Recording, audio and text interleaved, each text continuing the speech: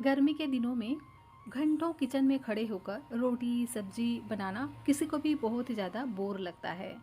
तो ऐसे में मैं आपके साथ शेयर कर रही हूँ एक ऐसे ही हेल्दी सी रेसिपी जिसके आगे आप रोटी पूड़ी पराठा इडली डोसा सब भूल जाएंगे। इतना ये टेस्टी और लाजवाब बन करके तैयार होता है और मिनटों में यह रेसिपी बन करके तैयार हो जाता है। इस रेसिपी के लिए आपको घंटों किचन में खड़े होने की कोई भी ज़रूरत नहीं पड़ती है। झटपट से यह रेसिपी बन जाता है और बहुत ही ज़्यादा टेस्टी बन करके तैयार होता है। हेल्दी तो इतना बनता है कि इसे आप बार बार बनाना चाहेंगे और इतना आसान तरीके से इस रेसिपी को बनाएंगे कि रोटी सब्जी पूड़ी पराठा सभी भूल जाएंगे। बस पानी में घोलिए और झटपट से इस रेसिपी को बना करके तैयार कर लीजिए।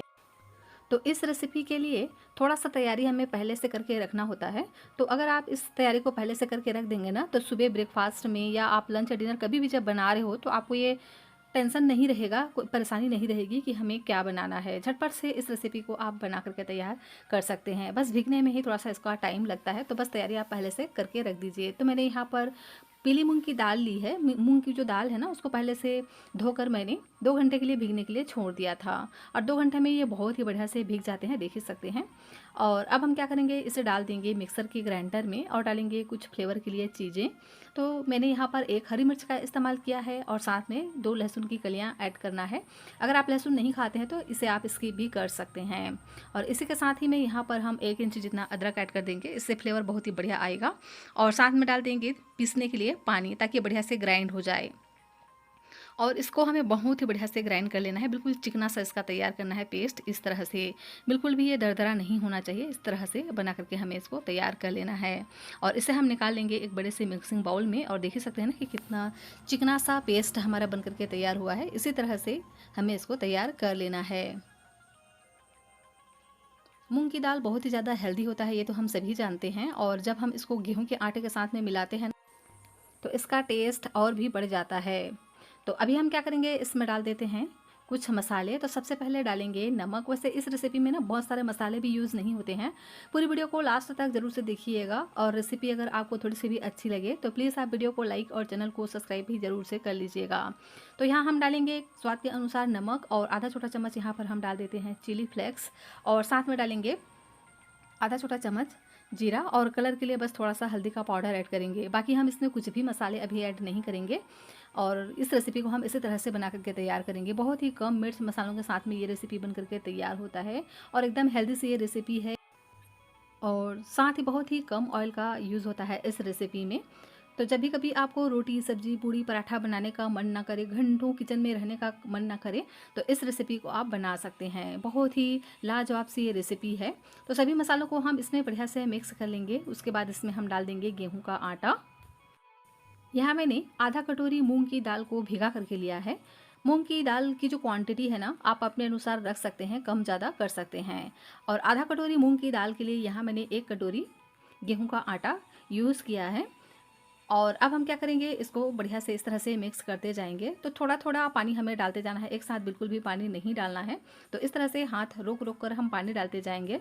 अगर एक साथ हमने पानी ज़्यादा डाल दिया ना, तो जो हमारा नाश्ता है अच्छे से नहीं बन पाएगा, क्योंकि जो हम मिक्स बना रहे हैं वो ज़्यादा पतला हो जाएगा, तो बिल्कुल परफेक्ट तरीके से नाश्ता नहीं बन पाएगा।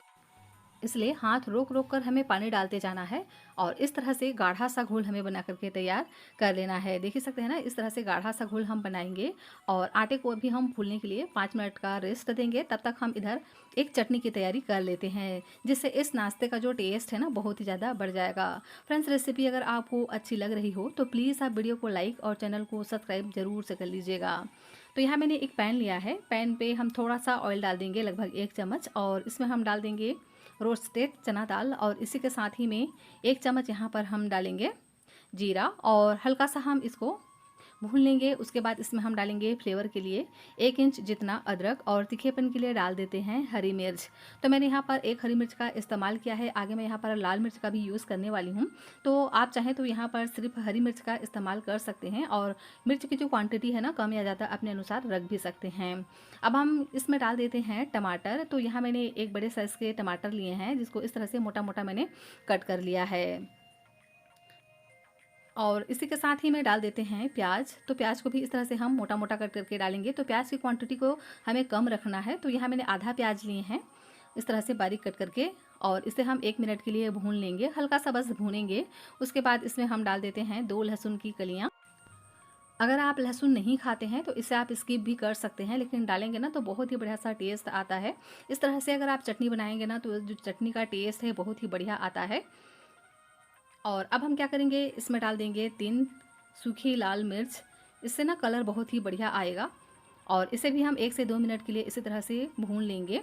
इस तरह से मिर्च को भी हम साथ में भून लेंगे ना तो मिर्च का जो टेस्ट है ना बहुत ही ज़्यादा बढ़ जाता है, बहुत ही बढ़िया से इसमें खुशबू आने लग जाती है। तो इस तरह से आप ज़रूर से एक बार बना करके देखना, आपको यह बहुत ज़्यादा पसंद आएगा।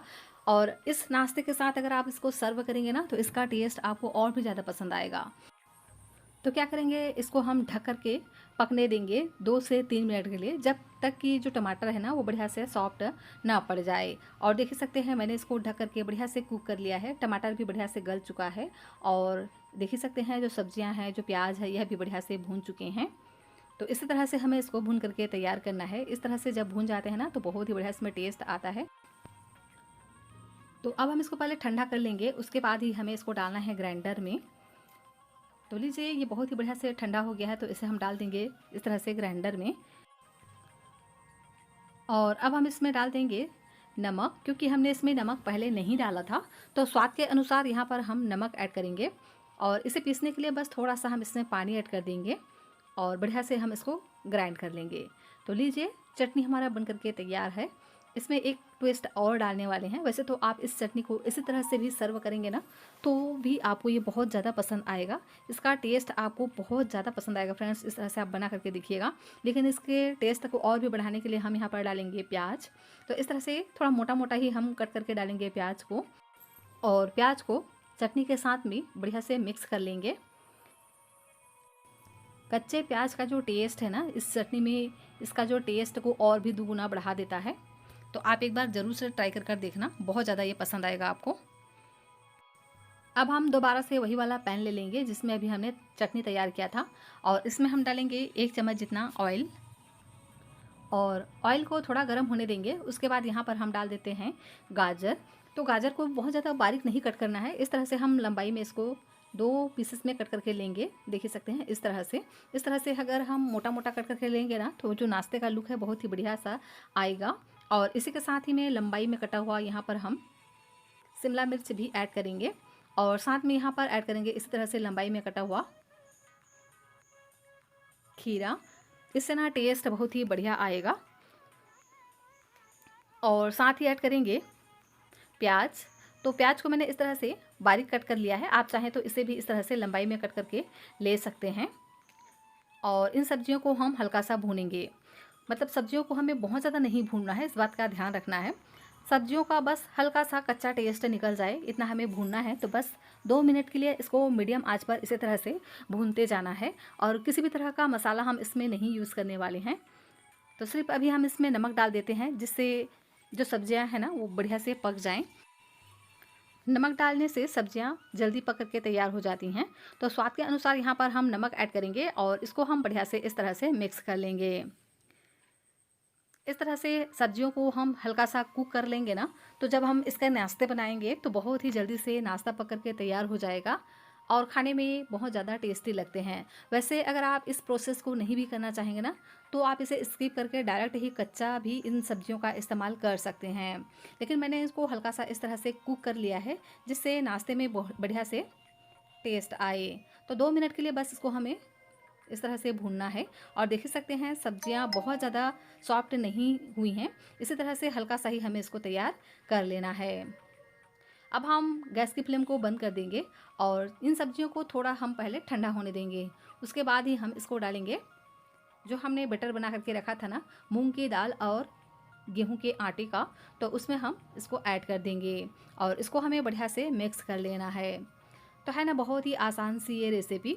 तो अभी तक हमने किया क्या है, बस मूंग की दाल को पीस कर हमने इसमें गेहूं का आटा मिक्स करके इस तरह से बैटर बनाया है, और साथ में सब्जियों को हल्का सा भून करके इसमें ऐड कर दिया है। बस इतना सा ही हमें इसमें तैयारी करके रखनी है और झटपट से ये रेसिपी बन करके तैयार हो जाता है।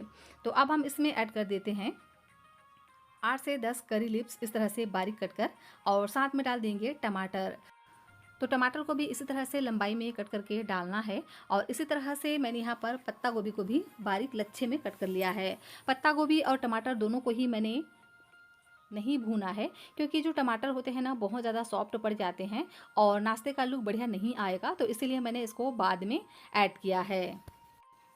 आप चाहें तो इसे भी सब्जियों के साथ ऐड कर सकते हैं। और इसमें हम थोड़ा सा ऐड कर देंगे ऑयल, और इसी के साथ ही में डाल देते हैं खाने वाला मीठा सोडा, जिसे हम बेकिंग सोडा भी बोलते हैं। तो सिर्फ 1 पिंच यहाँ पर हम डालेंगे बेकिंग सोडा, ज़्यादा बिल्कुल भी नहीं डालना है, इस बात का ध्यान रखिएगा। और बढ़िया से हम इसको मिक्स करेंगे और नाश्ते में क्रिस्पीनेस आए तो इसके लिए यहाँ पर हम 2 चम्मच डाल देते हैं सूजी। अगर आप सूजी नहीं डालना चाहें तो यहाँ पर आप चावल के आटे का भी इस्तेमाल कर सकते हैं। इसको हम मिक्स करेंगे सूजी को और 2 मिनट के लिए हम इसको रेस्ट देंगे। उसके बाद इसको हम बनाना स्टार्ट करेंगे। तो यहाँ मैंने एक तवा लिया है और तवे पर हम इस तरह से थोड़ा सा ऑयल ग्रीस कर लेंगे, हल्का सा तवे को चिकना कर लेंगे। उसके बाद इसमें हम डाल देंगे 2 से 3 लेडल भर करके बैटर को, और पतला सा लेयर हमें इसका तैयार करना है। तो बहुत ज़्यादा हम नहीं डालेंगे, इस तरह से पतला सा लेयर ही हमें इसका बनाना है। बहुत ज़्यादा अगर हमने इसको मोटा कर दिया ना तो नाश्ता बढ़िया से नहीं पक पाते हैं, अंदर से ये कच्चे रह जाते हैं। तो इस तरह से पतला सा हम तैयार करेंगे और इसको हम कवर कर पकने देंगे 2 से 3 मिनट के लिए। 2 से 3 मिनट में ही ये बहुत ही बढ़िया से पक जाएंगे, क्योंकि हमने यहाँ पर सोडा का भी इस्तेमाल किया है ना, तो ये बहुत ही बढ़िया से पक करके तैयार हो जाते हैं। और सब्जियों को भी हमने पहले ही कुक कर लिया है, तो वैसे भी सब्जियां भी 2 ही मिनट में पक करके तैयार हो जाएंगे। और देखिए 2 मिनट के बाद मैंने इसका जो लीड है निकाल दिया है और देख ही सकते हैं ना बहुत ही बढ़िया से ये पक चुके हैं।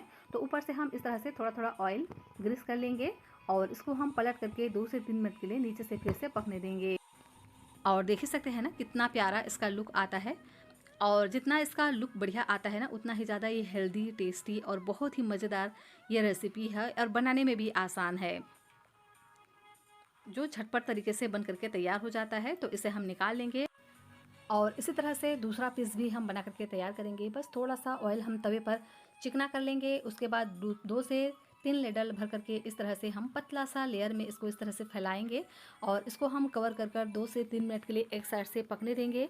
जब एक साइड से बढ़िया से पक जाए तो उसके बाद इसके साइड को हम चेंज कर देंगे और इसी तरह से चेंज करने के बाद 2 से 3 मिनट के लिए हम इसको फिर से पकाएंगे और इसी तरह से अलट पलट कर 4 से 5 मिनट तक हमें इसको टोटल पकाना है। और जब ये दोनों ही साइड से बढ़िया से क्रिस्पी हो जाए, बढ़िया से इसमें गोल्डन कलर आ जाए, तो उसके बाद हम इसको निकाल लेंगे। और लीजिए दूसरा पीस भी हमारा बन करके तैयार हो गया है और देख ही सकते हैं ना बहुत ही टेस्टी और मज़ेदार सा नाश्ता हमारा बन करके तैयार हो गया है। इसे आप इस चटनी के साथ सर्व करेंगे ना तो इसका टेस्ट आपको बहुत ही ज़्यादा मिलने वाला है।